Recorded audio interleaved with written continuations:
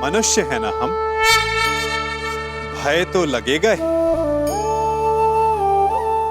भय धन हानि का हो या मान हानि का, आप भय को बुरा समझते हैं ना। भय हानिकारक हो सकता है, परंतु लाभदायक भी।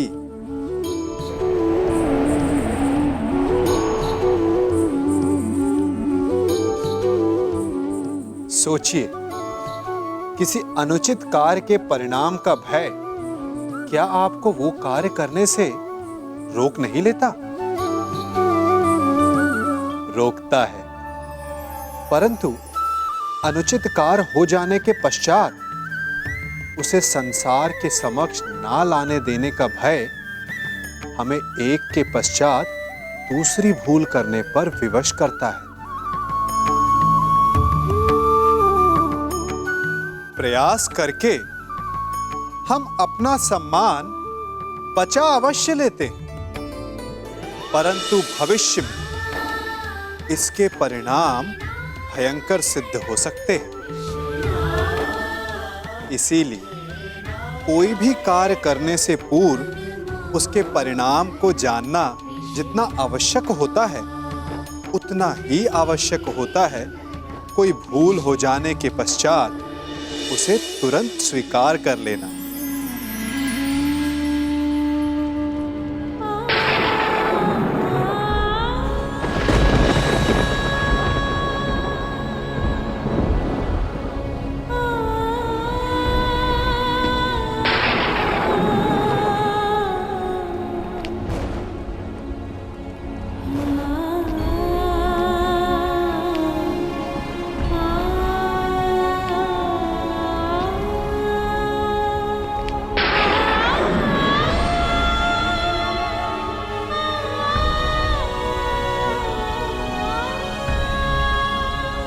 क्या हुआ बुआ?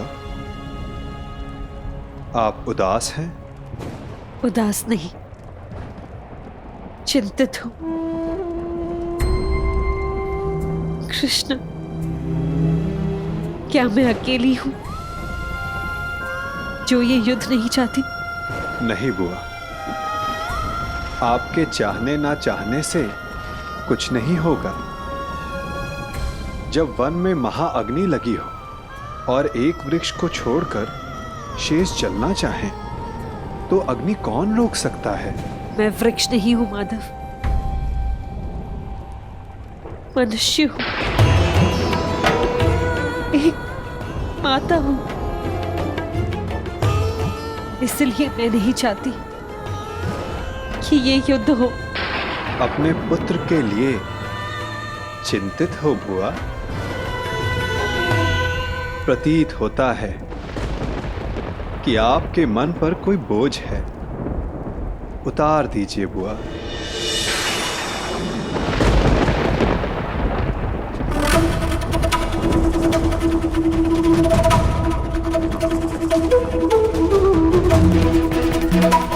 मैं अपने दोनों पुत्रों के लिए चिंतित हूं।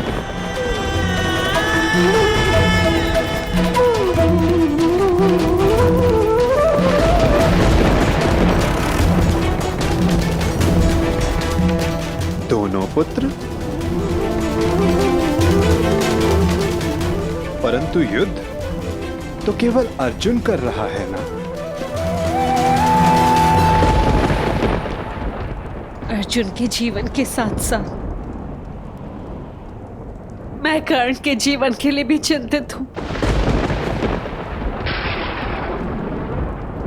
कर्ण मेरा पुत्र है।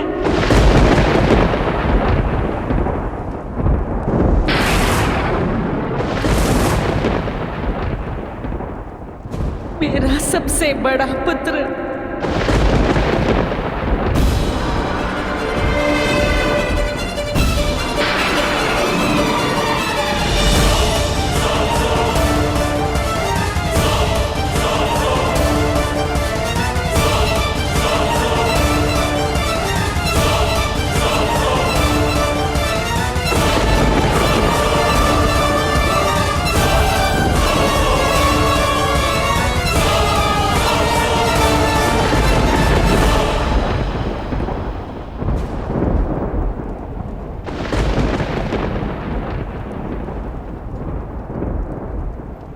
पुत्र।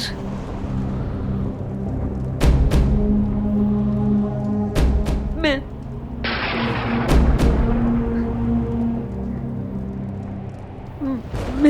अभी उचित समय नहीं है बुआ।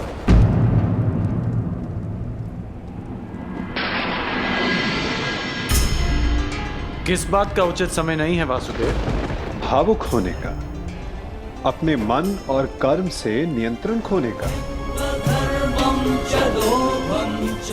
चूंकि भाव हो या कर्म या वचन उचित स्थान और उचित समय पर ही शोभा देते हैं। कदाचित इसीलिए प्रकृति ने मस्तिष्क का स्थान हृदय से ऊंचा रखा है, चूंकि समय पड़ने पर मस्तिष्क हृदय के प्रभाव पर नियंत्रण कर सके।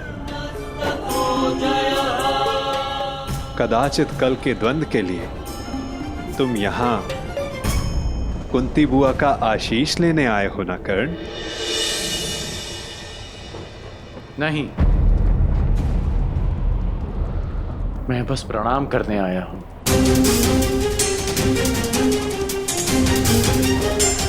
प्रणाम करोगे, आशीष नहीं लोगे? क्यों? क्योंकि विजयी होने का आशीष मांगकर मैं माता कुंती को धर्म संकट में नहीं डाल सकता। उस आशीर्वाद पर केवल उनके पुत्र अर्जुन का अधिकार है। तुम भी तो इन्हें माता कहकर पुकारते हो ना मित्र, तो इस नाते तुम भी इनके पुत्र हुए।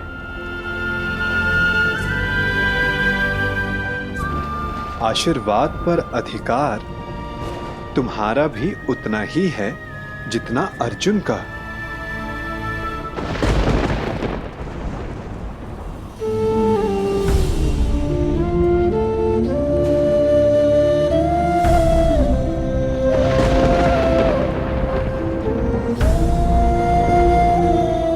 मैं यहां केवल कर्तव्य पालन के लिए आया हूं, अधिकार पाने नहीं।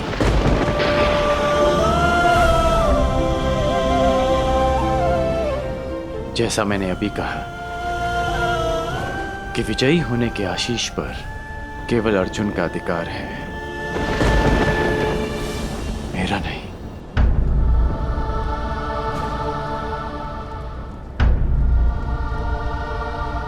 एक माता के लिए उसके पुत्र के विजय होने से अधिक उसका जीवित होना महत्वपूर्ण है।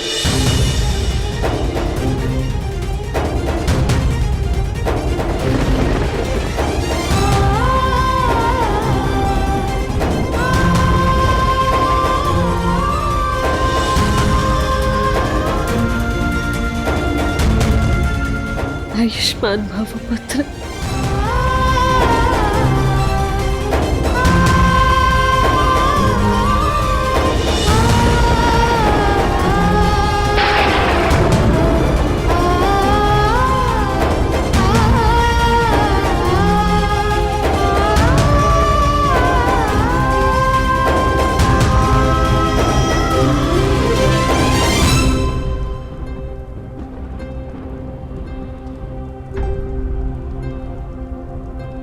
सत्य सम्मुख आएगा बुआ, परंतु उचित समय उचित स्थान पर।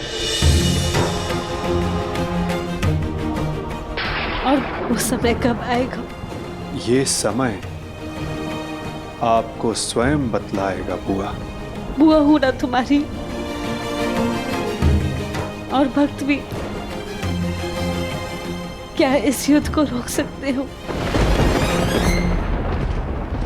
कर्म कर सकता हूं, परंतु फल समय के हाथ में है।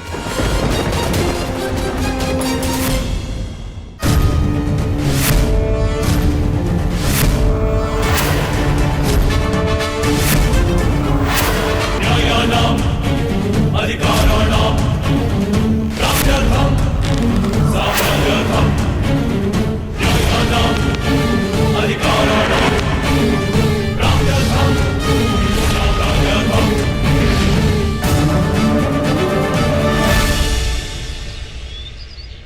जिस परिवार को सुदृढ़ रखने के लिए मैंने मृत्यु को अपने से दूर रखा, उसका विभाजन मैं किस प्रकार देख सकता हूं? ऐसा कौन सा परिवार है जिसमें विवाद नहीं होता, परंतु विभाजन?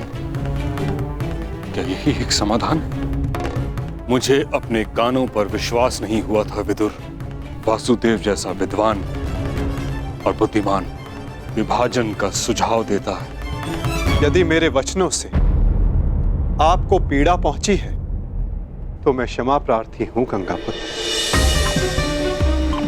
परंतु परिस्थितियां कभी कभी ऐसी हो जाती हैं कि परिवार को बांटना आवश्यक हो जाता है, विशेषकर तब जब परिवार के कुछ सदस्य शेष का विनाश चाहने लगे। मैं कह चुका हूं, मेरे जीवित रहते ऐसा कभी नहीं होगा। मुझे विश्वास है कि मैं अपने पुत्रों को एक रखने में सक्षम हूं। क्षमा चाहूंगा गंगापुत्र, परंतु ऐसा हो चुका है, वो भी आपके जीवित होते हुए। और रही बात आपके विश्वास की, तो वो लाक्षागृह की अग्नि में भस्म हो चुका है। क्या कह रहे हैं आप? दुर्योधन और शकुनी ने पुरोचन से वारणाव्रत में जो भवन बनवाया था, वो भवन लाक्षागृह था। वो पांडवों को भेंट देने के लिए नहीं, अपितु पांडवों को अग्नि की भेंट चढ़ाने के लिए था गंगापुत्र। मुझे विश्वास नहीं। तो आप महात्मा विदुर से पूछिए, यदि वो समय रहते पांडवों को सावधान नहीं करते तो आज आपके पांचों पौत्र जीवित नहीं होते। वासुदेव ठीक कह रहे हैं तातश्री। तुमने मुझे बताया क्यों नहीं विदुर? आपको कष्ट होता तातश्री। पांडवों की रक्षा मैंने कर ली थी, परंतु सत्य जानने के पश्चात कौरवों की रक्षा आपसे कोई नहीं कर पाता। यदि कौरवों और पांडवों को साथ रखा गया तो मुझे खेद है गंगापुत्र, कहीं हस्तिनापुर स्वयं एक लाक्षागृह में परिवर्तित ना हो जाए। स्पष्ट कहिए वासुदेव। तो सुनिए, द्रोण शिष्य और परशुराम शिष्य दोनों पराजय स्वीकार नहीं करेंगे। ना ही दोनों में युद्ध कौशल की कमी है, ना ही अस्त्रों का अभाव। तो निश्चित रूप से युद्ध भयंकर हो, एक को विजय मिलेगी, एक को वीरगति। इस प्रश्न का उत्तर अवश्य मिल जाएगा कि हस्तिनापुर का अगला सम्राट कौन होगा, परंतु पांडवों और कौरवों के मध्य बैर समाप्त नहीं होगा गंगापुत्र। उनके ईर्ष्या और प्रतिशोध की अग्नि समाप्त नहीं होगी। कई लाक्षागृह सजेंगे और निश्चित रूप से हस्तिनापुर के प्रारब्ध में केवल युद्ध रह जाएगा, केवल रक्त रह जाएगा, केवल प्रतिशोध रह जाएगा गंगापुत्र।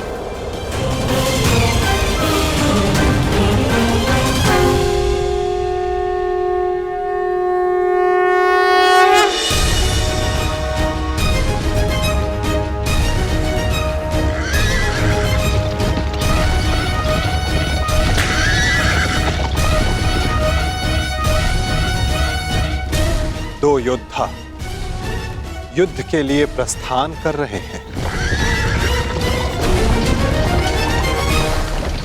और संभवतः उनमें से एक ही लौट पाए। निर्णय आपका है गंगापुत्र।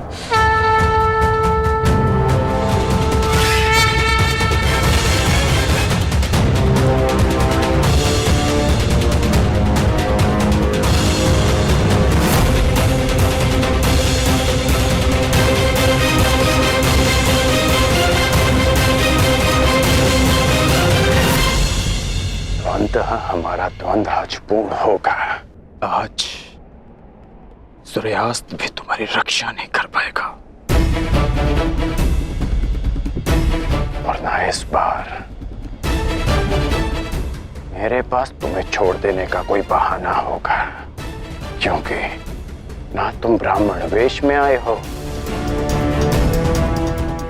ना किसी का स्वयंवर जीत कर लौटे हो। अर्जुन, इस बार मैं अपना धनुष नीचे नहीं करूंगा और मैं तुम्हें प्रहार करने का अवसर नहीं दूंगा।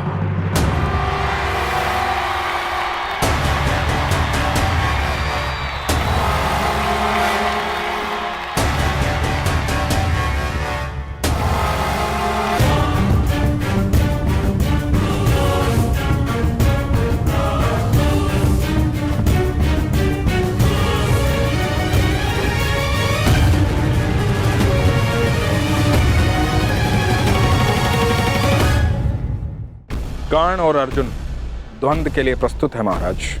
द्वंद्व प्रारंभ किया जाए ताज।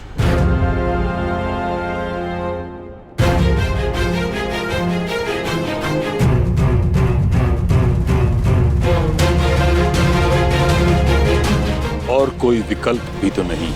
द्वंद्व प्रारंभ हो।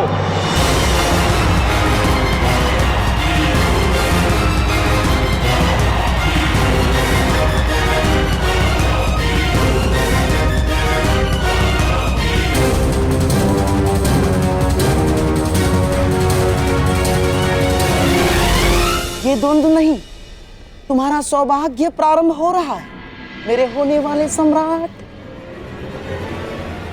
हाँ मामा श्री।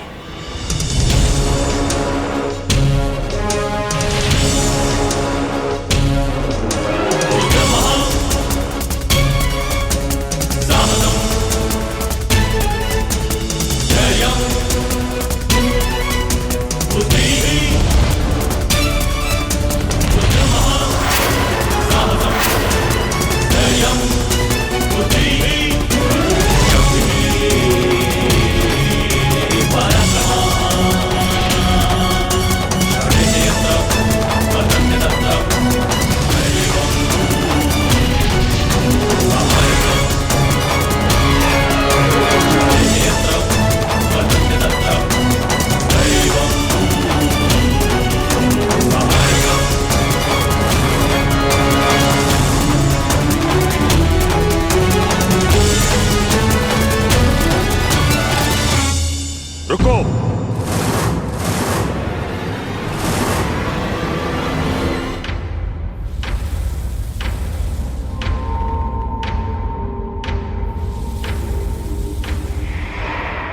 क्या हुआ ताज? महाराज, हस्तिनापुर की सुरक्षा मेरी प्रतिज्ञा है, मेरा धर्म है, मेरे जीवन का उद्देश्य है। मुझे लगा था कि इस द्वंद्व से हस्तिनापुर का रक्त बहने से बच जाएगा,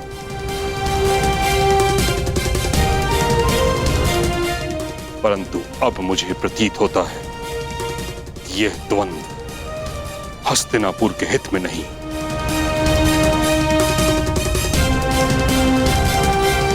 इस कारणवश मैं इस द्वंद्व को समाप्त करने की घोषणा करता हूं।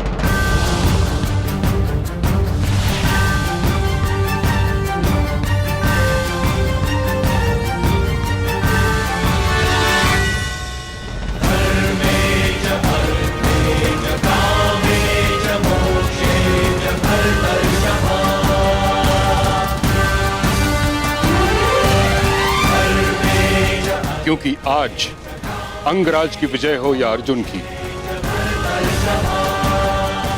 युधिष्ठिर सम्राट पद पर बैठे या दुर्योधन, इन भाइयों के मध्य का बैर और इनकी होड़ समाप्त नहीं होगी। परंतु पितामह, इसके अतिरिक्त और क्या हल है?